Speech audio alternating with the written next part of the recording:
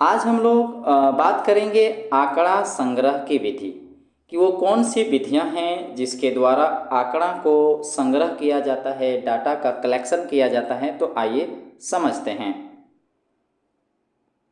क्या आपने कोई ऐसा टेलीविज़न शो देखा है जिसमें रिपोर्टर ने बच्चों, गृहिणियों या आम जनता से क्रमशः उनकी परीक्षा से या साबुन के किसी ब्रांड पर या किसी राजनीतिक पार्टी के बारे में प्रश्न पूछा हो? तो इन प्रश्नों के पूछने का उद्देश्य जो होता है वो आंकड़ा संग्रह करने के लिए सर्वेक्षण करना है। यहाँ प्रश्न बस इस उद्देश्य से किया जा रहा है ताकि आंकड़ा संग्रह किया जाए। उस सर्वेक्षण करना है आंकड़ा संग्रह करने के लिए। आंकड़ा संग्रह की 3 आधारभूत विधियां हैं। आंकड़ा संग्रह की 3 आधारभूत विधियां क्या क्या हैं? तो देखिए क्या क्या है। सबसे पहला है वैयक्तिक साक्षात्कार होता है। दूसरा होता है डाक द्वारा सर्वेक्षण जिसमें प्रश्नावली भेजना होता है। और तीसरा आता है टेलीफोन साक्षात्कार। तो आइए इन तीनों विधियों को एक एक करके समझते हैं। तो सबसे पहले हम लोग बात करेंगे वो विधि क्या है, वैयक्तिक साक्षात्कार। तो इस विधि में क्या होते हैं जानना चाहेंगे। तो लिखा है यहाँ पर, यह विधि तभी उपयोग में लाई जाती है जब शोधकर्ता यानी कि जांचकर्ता सभी सदस्यों के पास जा सकता हो।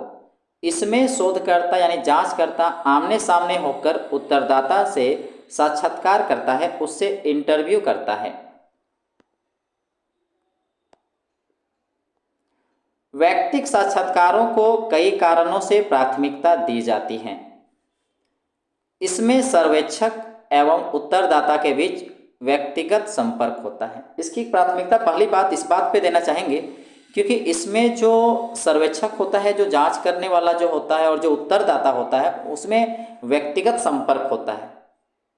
सर्वेक्षक या साक्षात्कारकर्ता जो होता है को यह अवसर मिलता है कि वह उत्तरदाता को अध्ययन के उद्देश्य के बारे में बता सके तथा उत्तरदाता की किसी भी पूछताछ का जवाब दे सके।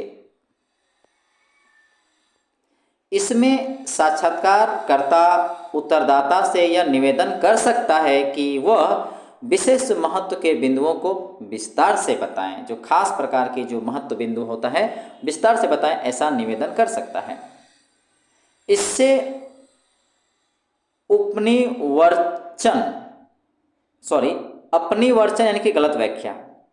तो इसमें क्या होता है, अपनी वर्चन तथा गलतफहमी से बचा जा सकता है।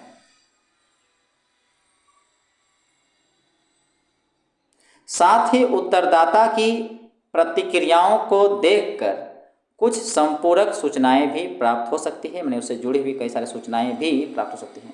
मतलब यहाँ बोलना चाह रहा है कि जब एक साक्षात्कारकर्ता जो होता है उत्तरदाता से यह निवेदन कर सकता है कि वो विशेष महत्व के बिंदुओं को विस्तार से बताएं। इससे क्या होगा कि अब निर्वचन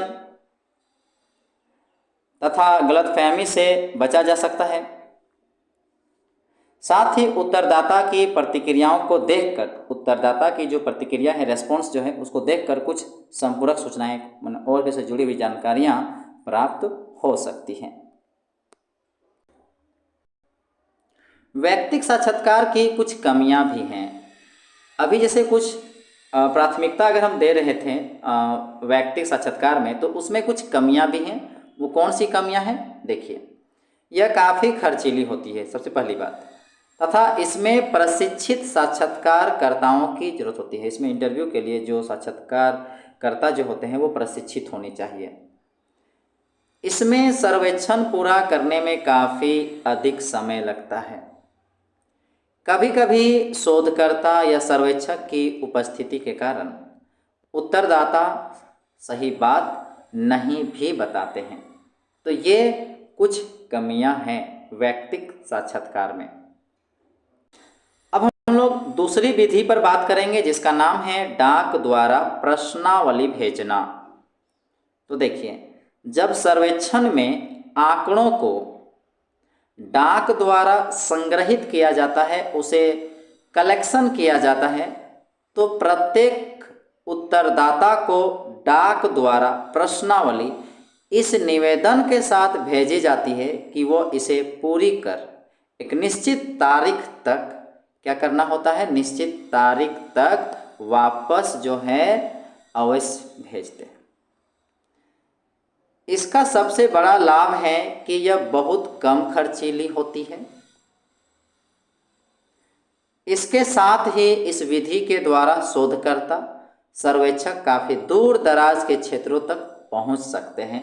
ये एक लाभ है जो संभवतः व्यक्ति या टेलीफोन की पहुंच से भी बाहर हो सकते हैं।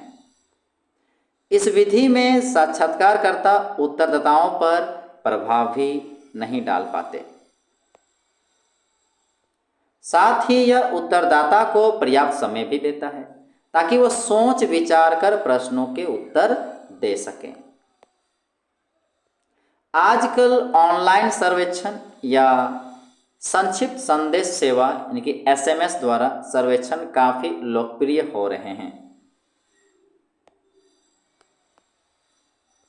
क्या आप जानते हैं कि ऑनलाइन सर्वेक्षण कैसे आयोजित किए जाते हैं? ये प्रश्न पूछा जा रहा है। डाक द्वारा सर्वेक्षण की यह कमी है कि प्रश्नावली के निर्देशों के स्पष्टीकरण के अवसर नहीं मिलते हैं। देखिए, डाक द्वारा जो सर्वेक्षण की कमी है, और ये कमी है कि प्रश्नावली के निर्देशों के स्पष्टीकरण के अवसर नहीं मिलते हैं। अतः इसमें प्रश्न की अपनिर्वचन की संभावना रहती है, गलत व्याख्या की भी संभावना इसमें रहती है। साथ ही डाक सर्वेक्षण द्वारा कम संख्या में उत्तरदाताओं से उत्तर प्राप्ति की भी संभावना रहती है। मतलब डाक सर्वेक्षण द्वारा एक बात यह भी रहता है कि कम संख्या में उत्तरदाता द्वारा उत्तर प्राप्ति की संभावना रहती है, क्योंकि प्रश्नावली को बिना पूरा भरे ही लौटाने की या प्रश्नावली को बिल्कुल ही ना लौटाने की भी संभावना रहती है। और साथ ही डाक विभाग द्वारा प्रश्नावली के खो जाने आदि की भी संभावना भी रहती है। तो ये एक कमी है। अब हम लोग बात करेंगे टेलीफोन साक्षात्कार पर। टेलीफोन साक्षात्कार, टेलीफोन साक्षात्कार के अंतर्गत शोधकर्ता यानी जांचकर्ता टेलीफोन के माध्यम से सर्वेक्षण करता है। जैसे कि टॉपिक से ही पता चलता है कि टेलीफोन साक्षात्कार है, तो टेलीफोन साक्षात्कार के अंतर्गत क्या होगा, जो शोधकर्ता होंगे या जांचकर्ता होंगे वो टेलीफोन के माध्यम से सर्वेक्षण करता है। टेलीफोन साक्षात्कार का लाभ है कि यह व्यक्तिगत साक्षात्कार की अपेक्षा सस्ता होता है और इसे कम समय में ही संपन्न किया जा सकता है। यह प्रश्नों को स्पष्ट कर सर्वेक्षक या शोधकर्ता के लिए उत्तरदाता की मदद करने में सहायक होता है।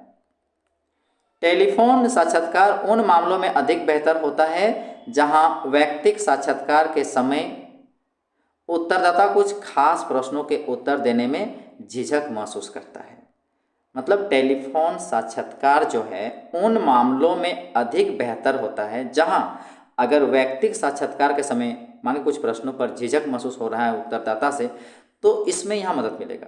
तो उत्तरदाता क्या होता है, कुछ खास प्रश्नों के उत्तर देने में जो झिझक महसूस करता था व्यक्तिगत साक्षात्कार में, तो वो चीज़ यहाँ पर नहीं होता है टेलीफोन साक्षात्कार में। इस विधि की कमी, देखिए इस विधि में भी कमी है, यह है कि इसमें लोगों तक सर्वेक्षण की पहुंच सीमित हो जाती है। इसमें लोगों तक जो पहुंच होती है वो सीमित है, क्योंकि बहुत से लोगों के पास निजी टेलीफोन नहीं भी हो सकते हैं। इसके साथ टेलीफोन साक्षात्कार की कमी यह भी है कि संवेदनशील मुद्दों पर उत्तरदाताओं को कि उन प्रक्रियाओं के दृश्य रूप में नहीं देखा जा सकता है। मतलब टेलीफोन साक्षात्कार की कमी यह भी है कि संवेदनशील मुद्दों पर अगर हम बात करेंगे तो उत्तरदाता की उनकी क्या प्रतिक्रिया होगा उसको दृश्य रूप से नहीं देखा जा सकता, जो इन विषयों पर सही जानकारी प्राप्त करने में सहायक होती है। तो ये सभी था जो अभी हम लोगों ने पढ़ा। वो अभी हम लोग जो बात कर रहे थे वो आंकड़ा संग्रह की 3 आधारभूत विधियों के बारे में बात कर रहे थे।